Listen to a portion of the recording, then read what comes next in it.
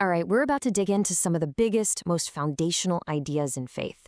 But we're going to ask a pretty radical question. What if we've been looking at them all wrong?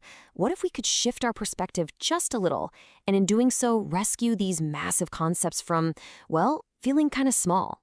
You ever feel that? That these core spiritual ideas, the ones that are supposed to have real cosmic weight, are sometimes presented in a way that just feels lightweight, almost like they're mainly about our own personal comfort or what we get out of the deal. Well, the idea we're exploring today says that's not just an accident. It's actually a symptom of a much, much deeper issue. And this is what's being called a shallow understanding. It's this tendency we have to water down these huge foundational doctrines so they're a little more comfortable, a little easier to swallow. But this isn't just some harmless tweak. This way of thinking is seen as a root cause of spiritual apathy, a place where the sheer awe and wonder of it all just gets lost in translation. So here's the absolute core of the problem.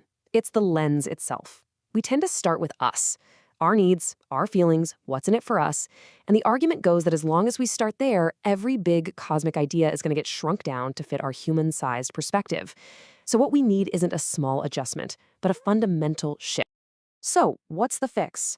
Well, the solution being proposed is a radical change of perspective. It's about changing the starting point. Instead of starting with ourselves, what happens if we start with the character and nature of God? This isn't just about tweaking a few definitions here and there. No, this is about swapping out the entire lens through which we see reality itself. And this right here lays it out so clearly. You've got these two totally opposing worldviews. On one side, you have the anthropocentric or man-centered view. Its default question is always, what's in it for me? But on the other side, you have the theocentric or God-centered view.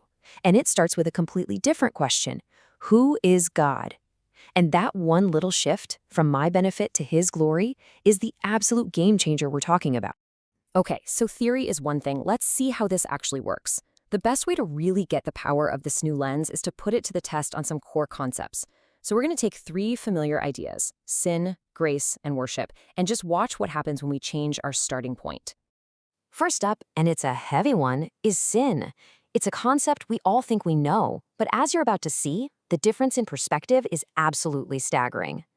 And this just nails the difference. The shallow understanding of sin, it's basically breaking the rules. It's like a celestial traffic ticket.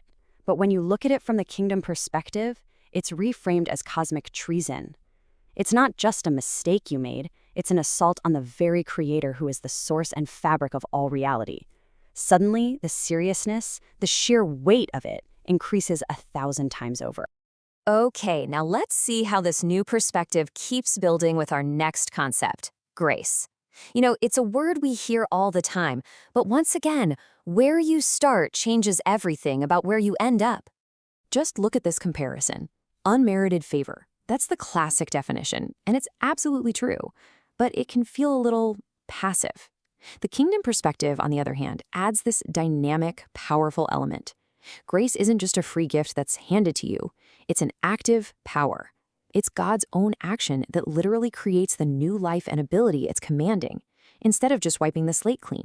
All right, for our third and final example, let's talk about worship. And for a lot of us, this is where the practical, day-to-day implications really start to click into place.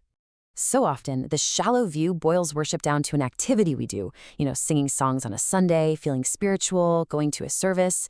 But the kingdom perspective just explodes that idea. It becomes the total response of your entire being, your mind, your will, your emotions, all of it just bowing before the infinite, staggering worth of the Creator.